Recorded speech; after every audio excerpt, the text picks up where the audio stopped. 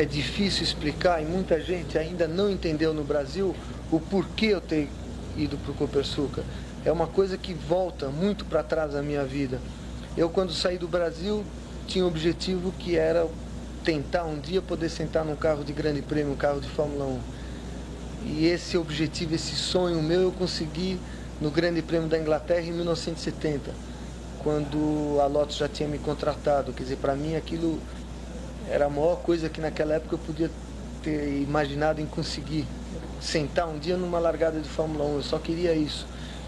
Quando eu consegui esse objetivo, aí, por sorte, por oportunidade que eu tive no começo da minha carreira, eu me vi como piloto número 1 da Lotus 3 meses depois. E tive também uma oportunidade boa, uma sorte no Grande Prêmio dos Estados Unidos e ganhei o Grande Prêmio dos Estados Unidos. Foi a minha quarta participação numa corrida de Fórmula 1. Então, coisas que aconteceram na minha vida, decisões e sonhos que foram se realizando, que estavam tão longe de mim, que eu, quando saí do Brasil, eu nunca imaginei na minha vida o Emerson um dia pode ser o campeão do mundo. Isso era impossível. Realmente eu não tinha ideia e não tinha sonho. Quando eu alcancei o primeiro campeonato do mundo, para mim foi uma coisa que também eu nunca imaginava que eu podia ser campeão do mundo. O segundo campeonato com a McLaren. Aí apareceu, antes do segundo campeonato com a McLaren, em 1973, várias vezes conversando com o Wilson na Suíça. Ele já estava guiando a Brabham Fórmula 1.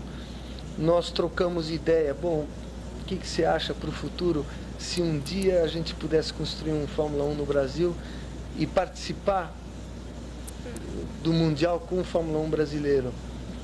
Eu, sinceramente, em 1973, eu achava que, por exemplo, isso eu poderia fazer como construtor, como chefe de equipe, mas nunca, eu naquela época imaginava que eu poderia ser o piloto de um Fórmula 1 brasileiro, porque o negócio estava tão longe daquele objetivo.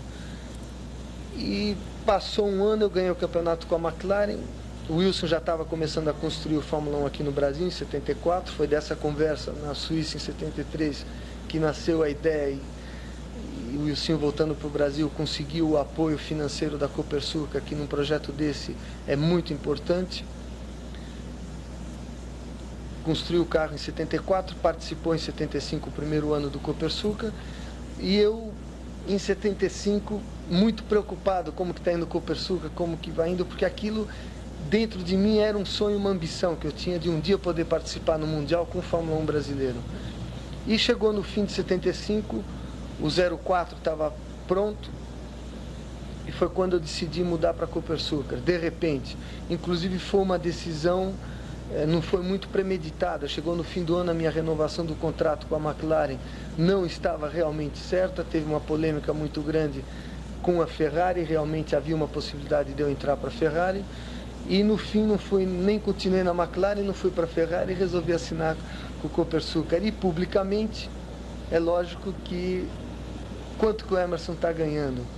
Eu sempre fui um piloto muito bem pago em Fórmula 1, pode ser que 73, 74 e 75 eu fui o piloto mais bem pago da Fórmula 1, mas já era antes de guiar o Copersucar. E isso é muito importante falar. E quando eu assinei o contrato com a Copersucar, os valores do meu contrato estavam equilibrando com o que eu poderia ganhar em 1976 com a McLaren. E é lógico que eu corri o risco, eu sabia que em prêmio eu iria ganhar muito menos. E realmente ganhei, muito menos do que eu poderia ter ganho na McLaren. Agora, o ano passado foi um ano difícil, 76. Foi um ano de muita luta, muito trabalho.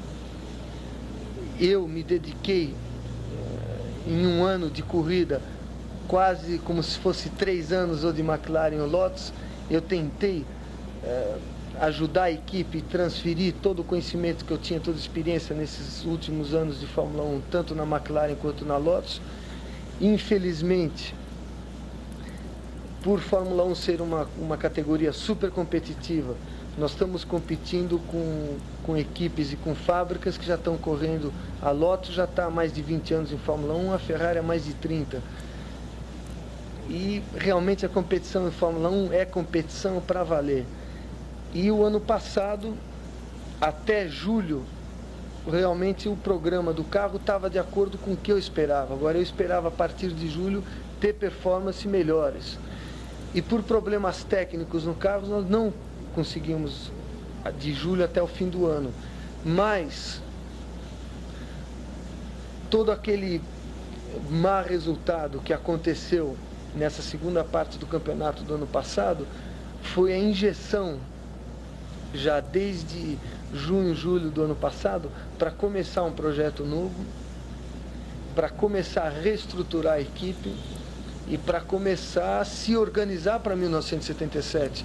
E foi o que o Wilson conseguiu fazer, eu acho que de uma maneira brilhante, porque o que aconteceu no Grande Prêmio do Japão o ano passado, eu estava 26º na prova de classificação, quase não classifiquei, e eu acho que os 4 primeiros Grandes Prêmios desse ano já deu para mostrar que o que parecia publicamente, que aquilo era um desperdício de esforços, a minha profissão, eu deveria estar guiando a McLaren o ano passado, ganhando corrida, que o negócio só vai continuar ruim. Eu acho que esse começo desse ano já deu para mostrar o caminho que nós estamos indo.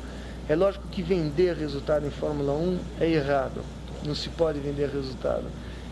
Mas em 1977 nós começamos um ano com vida nova, o Copersucar 04 acertou, não é um carro super competitivo, mas já é um carro competitivo. E realmente em 1977, para nós começamos o ano com o pé direito, e os frutos do trabalho do ano passado nós já estamos começando a colher esse ano, e é lógico que aquele objetivo e a ambição que eu tive quando eu saí da McLaren de um dia correr com um carro brasileiro não é só questão de participar com um carro brasileiro, porque isso eu já participei, mas o nosso objetivo é que com o tempo eu participe com um carro brasileiro competitivo e consiga resultados bons, que até numa fase já nós conseguimos resultados bons esse ano. Estou bem satisfeito com os resultados até agora. E esse é um objetivo que nós já estamos conseguindo. E é lógico, uma coisa que também é muito importante, o público brasileiro saber disso, que nós estamos lutando com equipes com uma experiência bárbara, quer dizer, tudo raposa velha no negócio. Não é por isso que são só 5 países construindo e que tem equipe de Fórmula 1. Hoje em dia só tem a França com o Ligier, a Itália com a Ferrari, a Inglaterra, nós no Brasil, e havia o Penske nos Estados Unidos, que inclusive parou esse ano, não está nem participando no Mundial. Quer dizer, esse ano são 4 países construtores de Fórmula 1 e mostra quanto difícil é construir e ter uma equipe de Fórmula 1. Emerson, desse tempo todinho que você passou andando muito mais lá atrás, o que você aprendeu? Aprendeu alguma coisa? Assimilou alguma coisa a mais? Acrescentou alguma coisa a mais? Eu acho que, sem dúvida nenhuma, o ano passado aconteceram coisas na minha carreira que nunca tinham acontecido. Era assistir a corrida de trás e ver o que estava acontecendo tudo lá na frente.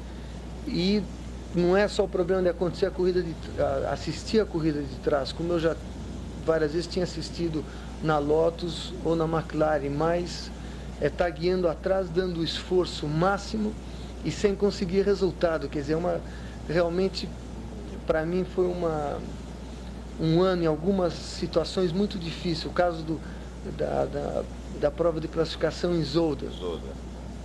Eu cheguei a guiar o carro lá daquelas de amarrar o dente e falar, essa volta vai ter que melhorar um pouco, e vinha no limite, subia em guia, descia de guia para tentar melhorar e não conseguia.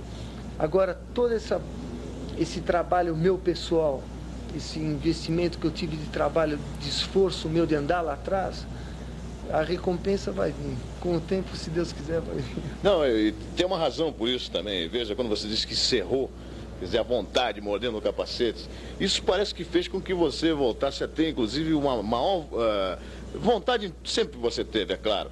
Mas hoje você sente cócegas com esse carro novo na mão, né? Esperando, né? Eu, hoje em dia, se eu tivesse ainda continuado na McLaren ou na Ferrari, hoje em dia eu estaria assistindo, acho que todos os grandes prêmios pela televisão. Mas, Emerson, por que você estaria e nós teríamos um telespectador maravilhoso vendo o Grande Prêmio?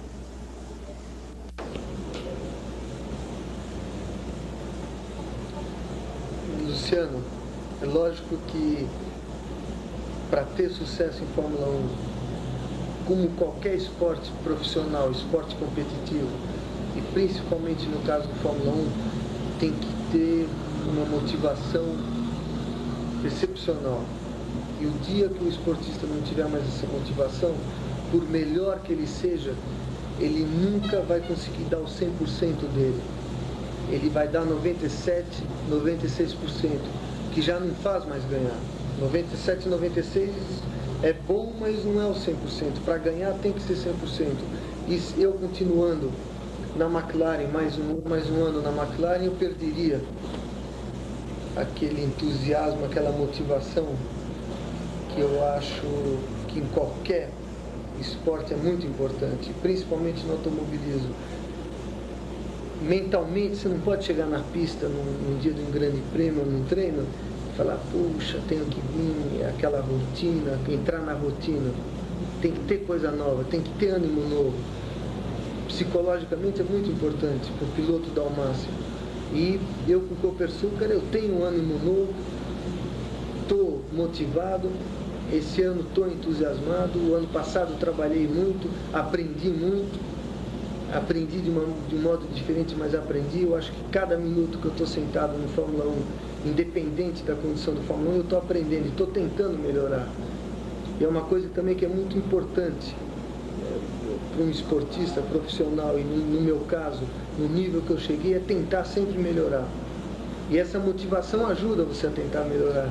E é o que eu estou tentando agora aperfeiçoar. Fisicamente, a minha preparação, eu estou tentando melhorar mais do que eu tinha. Tecnicamente, eu fico sempre observando muito os outros corredores, os outros automóveis, para também tentar melhorar o estilo de guiar, ver aonde eu estou perdendo, por que eu estou perdendo, analisar os outros, o meu jeito de pilotar. A minha preocupação esse ano, é lógico, que é pilotar bem o Copersucar e tentar pilotar o melhor do que eu estou pilotando hoje em dia. Então, junto com o Wilson, com o David Baldwin, que vai ser o triunvirato esse ano, que vai lutar com o Copersucar novo, nós vamos tentar, num trabalho de entrosar perfeitamente. E com o Wilson eu tive um entrosamento bárbaro. Apesar dos problemas que nós tivemos, nós nunca tivemos uma briga, que é muito importante. E o Wilson tem uma facilidade muito grande de, quando eu paro no box e tenho um problema de guiar, de pilotagem no carro, de transmitir o que eu estou sentindo, por ele também ter muita experiência de Fórmula 1, ele na hora ele recebe aquela informação e ele já está pensando a solução, ele sabe direito por que eu falei isso, ele me entende como ninguém, é lógico, é meu irmão e além disso também é um profissional de Fórmula 1. E o David Baldwin, eu trabalhei com ele 4 anos na Lotus, quando eu cheguei na Europa, também me conhece muito bem e eu conheço ele bem. Então, e o Wilson sabendo dessa comunicação excelente, o David eu já conheço ele bem, trabalhamos muito na Lotus durante 4 anos. Esse triunvirato trabalhando junto e tendo motivação, que é o que eu tenho hoje em dia, de tentar melhorar, acertar o Copersucar, que é o nosso objetivo, eu tenho certeza que esse entrosamento de equipe, que é muito importante em Fórmula 1 também, vai dar a motivação e aquele 100% de esforço meu pessoal, esforço do Wilson como chefe de equipe e do David como projetista, porque não é só eu dar o 100%, ele tem que dar o Wilson e o David tem que dar o 100% dele. Os 3 dando 100%, nós podemos tentar alcançar o objetivo. E corridas de automóvel não são só os 3, tem a parte dos mecânicos, a preparação do carro. O carro, o objetivo de qualquer largada de um grande prêmio, pelo menos o meu objetivo, é dividido em 2 etapas. Primeiro, terminar a corrida, e o segundo, tentar ganhar. Porque você não pode tentar ganhar a corrida, você não vai terminar. O Emerson, com relação àquilo que você disse do seu irmão, o carro está saindo um pouco de traseira. Como é que ele aceita? Não é que aceita, como é que ele interpreta isso? Infelizmente, a informação do piloto é muito limitada, porque você pode, às vezes, dizer que está sentindo isso, realmente você está sentindo, mas você não sabe por que está acontecendo. Então, a interpretação, é lógico que do Wilson, pela experiência, é excelente. E a interpretação do David Baldwin, pela experiência dele, é muito boa. Mas não é uma informação, não tem números nessa informação. E um dos projetos que o Wilson tem para o futuro é realmente tentar, no Fórmula 1, adquirir números. Então, a hora que nós conseguimos ter numa equipe de Fórmula 1 números, o negócio ser na base eletrônica, eu acho que o futuro do Fórmula 1 está na eletrônica. Agora, a eletrônica, infelizmente, está longe do Fórmula 1. Longe pelo custo, pela tecnologia, eles estão muito longe na nossa frente. É um custo muito caro a eletrônica. A eletrônica, por exemplo, já está no avião. Qualquer avião novo, toda a informação dada para a Terra, dos testes iniciais de um avião novo, é através da eletrônica. Hoje você aperta um botão aqui, o DC-10 sai do Rio de Janeiro e o computador já deu toda a informação, que horas, quantas milhas, o momento e o segundo que vai aterrissar em Orly, em Paris. Isso em Fórmula 1 não existe. E é outro problema do custo de Fórmula 1. É lógico que é muito importante ter uma cobertura financeira no Fórmula 1 para chegar nesse objetivo. E a Copersucar está nos tentando ajudar o máximo possível para nós, no futuro, também a longo prazo, conseguirmos aperfeiçoar e trazer toda essa tecnologia para o Brasil. Que ainda essa tecnologia eletrônica não está explorada no Fórmula 1. Não só no Brasil, mas também fora do Brasil.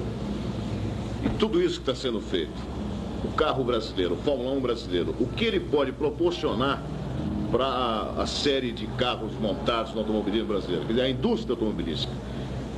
Eu vou tentar, de uma maneira bem simples, dar um exemplo para todo mundo entender.